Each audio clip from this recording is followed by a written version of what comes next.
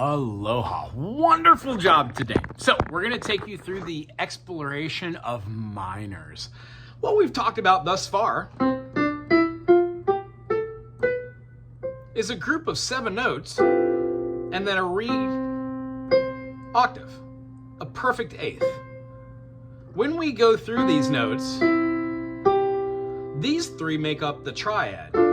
In the key of C, we move it over. Hence, when we move over each triad, we are actually going from one note to another, but we're stacking dyads.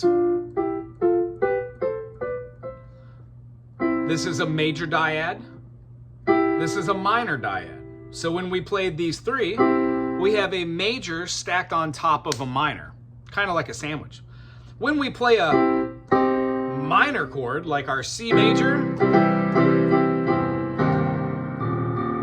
to the C minor, we now have an E flat, changing the distance between these dyads. Minor third now has a major third stacked on top of it. The only other chord we've talked about besides a major chord and a minor chord is the diminished, by taking the third and the first and keeping it as a minor third, but then stacking a minor third rather than stacking a major third. This gives us the spelling of C, E flat, and G flat, which is a C diminished.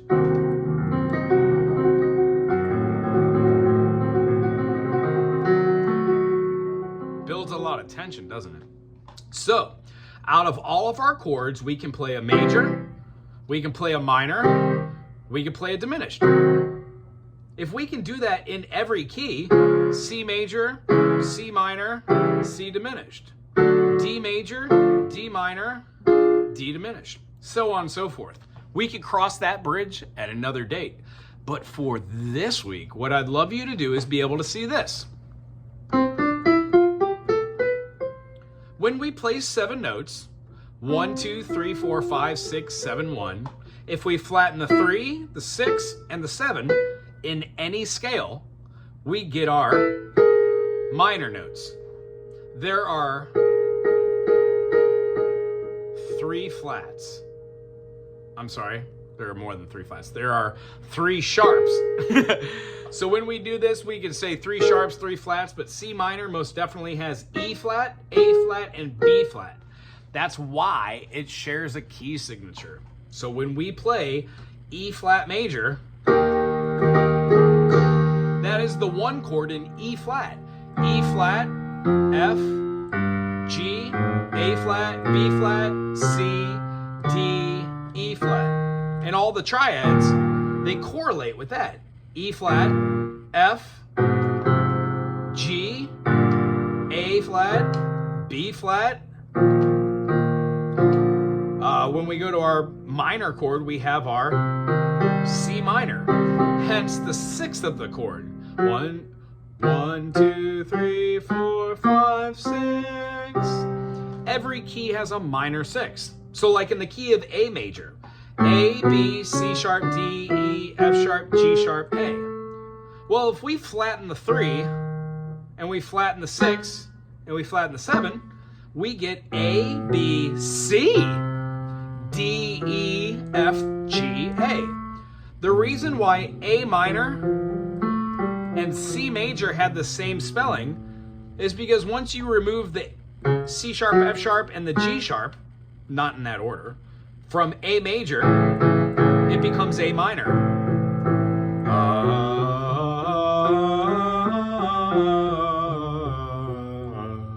In the key of G, when we play G, A, B, C, D, E, F sharp, G, the reason why G minor shares a key with B flat major is because B flat major has 2 flats, B flat and E flat. So when we play G, A, B flat, C, D, E flat, F, G, we get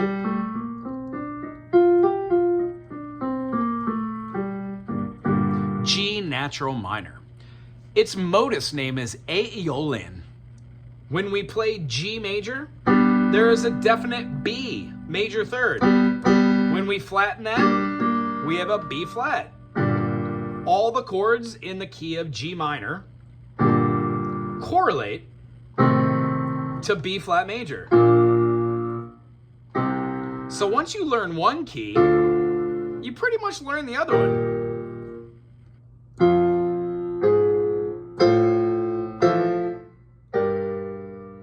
There are different types of minor scales, which we'll go over at a future date. However, for this week, try and play both scales, and then lastly, we'll work on our finger exercises.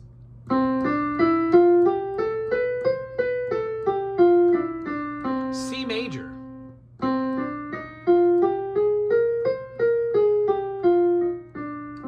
C minor.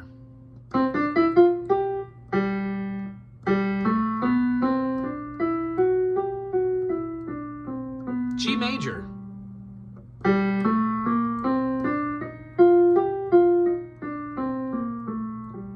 G minor.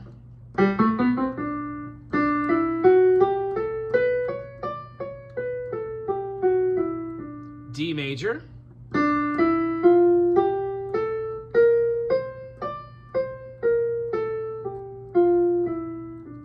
D minor. Notice how when we flatten the 3, 6, and the 7, sometimes it leaves a flat in there, which is fine. Sometimes it has a natural note, also fine. What we find in different keys is the relative major and minor can be viewed through the circle of fifths. So if we're in the key of C, A minor is the minor sixth. Hypothetically, you can go down a minor third.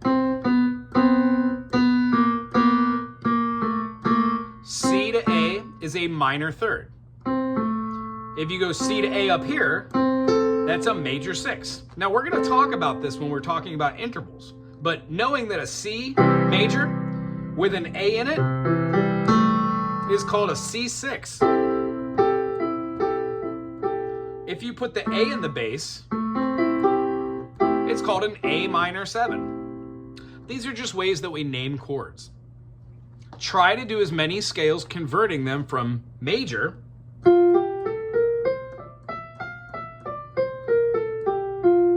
to minor.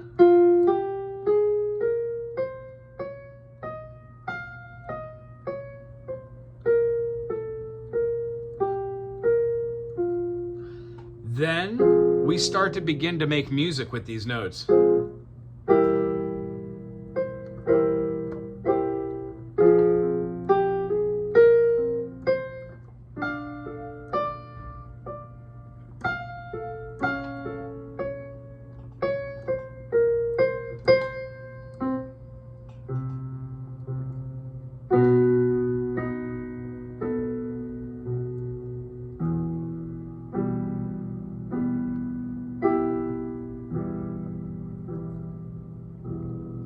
Minor keys are beautiful because they give a very, very solemn sense of respect, of melancholy.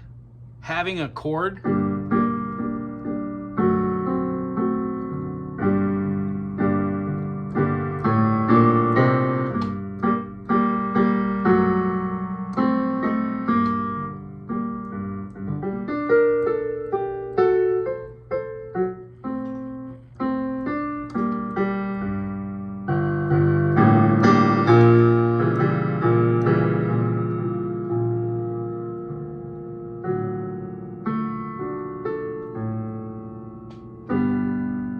There are a multitude of really cool things we could do in music. That was just kind of playing, ad-libbing, having fun with the chords. So this week, what I'd love to do is see you do the same thing we did with C to G, and then putting G below, and seeing this as a perfect fifth, and then a perfect fourth.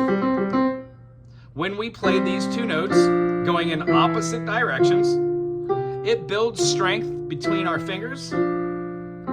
Now that we know that the difference between a major and a minor is the third, we can do our minor notes. And a lot of the fun that happens out of playing a melody like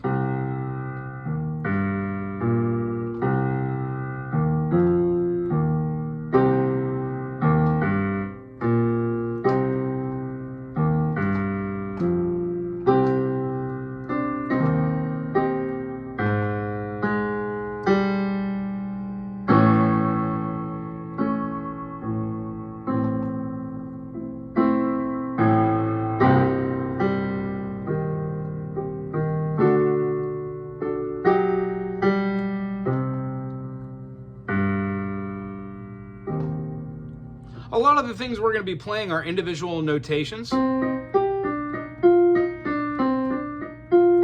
a lot of fun doing these notes going in opposing values helps us to get used to playing our fingers. One really fun thing I try to do is maybe play the notes of the C minor over and over again, getting really used to them with different fingerings. Because you'll play with all your different fingerings, and then maybe just play the harmonies, the dyads.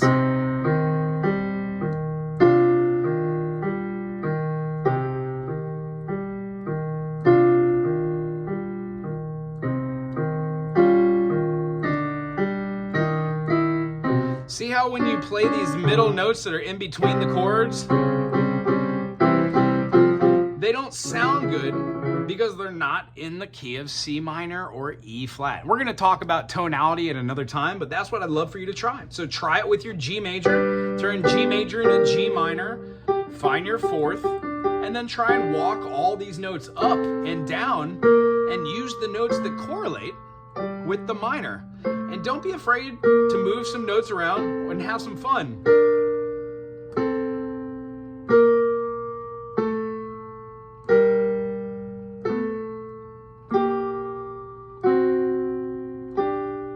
A lot of these mechanisms will happen in hearing notes that are correlating to each other and they feel good. So please play around with these minor chords. Aloha.